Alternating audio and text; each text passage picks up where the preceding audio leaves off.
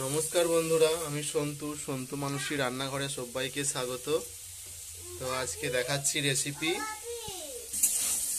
দেখাচ্ছি নিরামিষ সোয়াবিনের তরকারি। তো সোয়াবিন এখানে গরম জলে ভিজিয়ে নিকড়িয়ে নিয়েছি। এখানে আদা কুচিয়ে নিয়েছি, তেজপাতা নিয়েছি, আর ধনে জিরে গুঁড়ো আছে। এখানে এখানে আলু ভাজা হচ্ছে, আগে থেকে আলু তুলে রেখে দিয়েছিলাম। এখানে গরম মশলা নিয়েছি, আর এখানে জিরে গুঁড়ো প্যাকেট নিয়েছি। তো খুব সহজে আর অল্প সময়ে নিরামিষ তরকারি। পুরো ভিডিওটা বন্ধুরা অবশ্যই দেখো তোমরা। তো নুন হলুদ দিয়ে এটা ভালো করে আমি লাল করে নিয়েছি।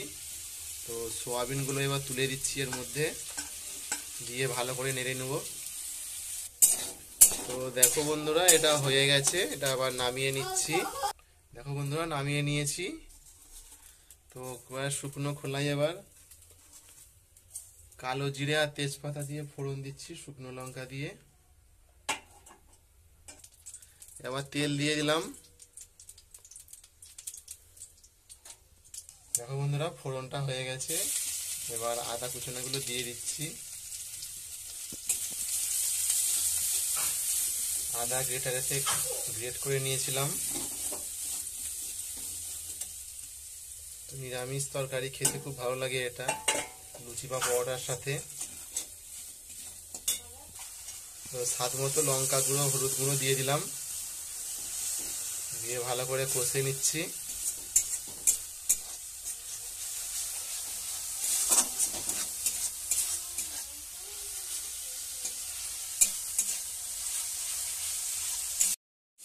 বন্ধুরা, ওটাকে জল দিয়ে কষে নিয়ে এটা ঢেলে দিয়েছি, দিয়ে খুন্তি দিয়ে নাড়িয়ে নিচ্ছি ভালো করে।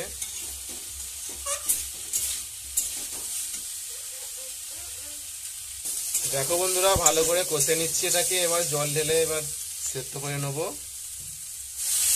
জল দিয়ে দিলাম।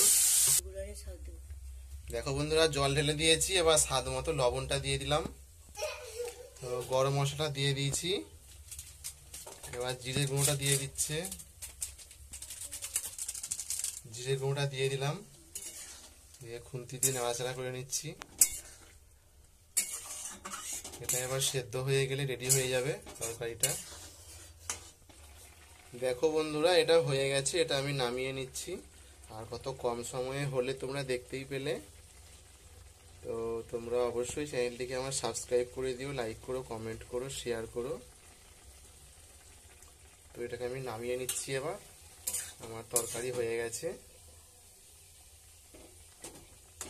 দেখতে পাচ্ছ বন্ধুরা, আলুটাও সেদ্ধ হয়ে গেছে ভালো।